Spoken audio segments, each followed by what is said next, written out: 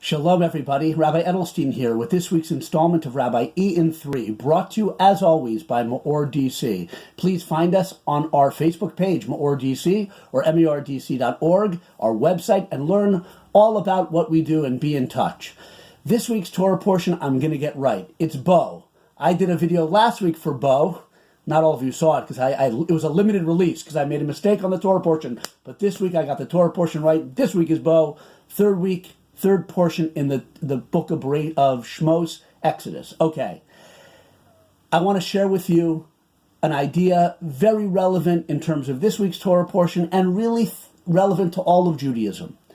This week's Torah portion is the climax of the Exodus, the final 3 makos or plagues that devastate Egypt, the Jewish people leaving on the 15th of Nisan, leaving Egypt after a long and bitter exile there.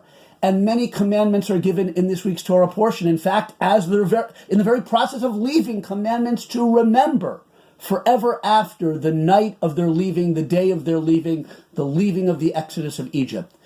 So you can't help but think in this portion and many other places in the Torah, why such an emphasis on remembrance? Remember the day you left Egypt.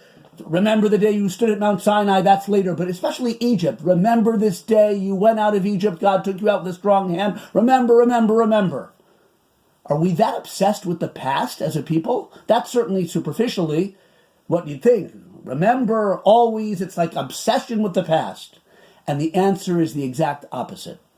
Judaism is, and the Torah, is teaching us the importance of the present. There's so many commandments to remember the Exodus from Egypt and other seminal events in our history because the present is so precious. Because instead of living our lives in a kind of a transient mode with our lives and our decisions and our activities not connected to anything eternal and meaningful, the Torah reminds us of the fundamental creation of the Jewish people as a nation. And why are we here? Because God took us out of Egypt. And not just, again, not some idle historical fact. We're Jewish people now with a special role, a mission, if you will, certainly a covenant with God. As I'm going through my daily life, always remember life has a purpose. Always remember being a Jewish person is a special thing. We were people taken out by God in an incredible display of His power, of His care for a suffering people.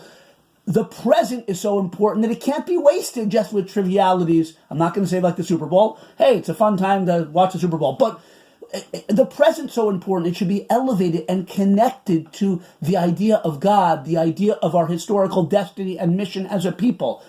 Remember. It's because the present should be meaningful. A quick analogy, it would be like if someone went to medical school or something, and their mom, their proud Jewish mom, took a picture of them and said, honey boy, remember this day when you got your white coat, and it was such a proud day. And as medical school goes on, and sometimes it's difficult, and sometimes our little imaginary friend Joey is losing sight or getting tempted to go out and not study anatomy, and then he looks at the picture and remembers, I'm going to be a doctor. I have a great destiny ahead of me.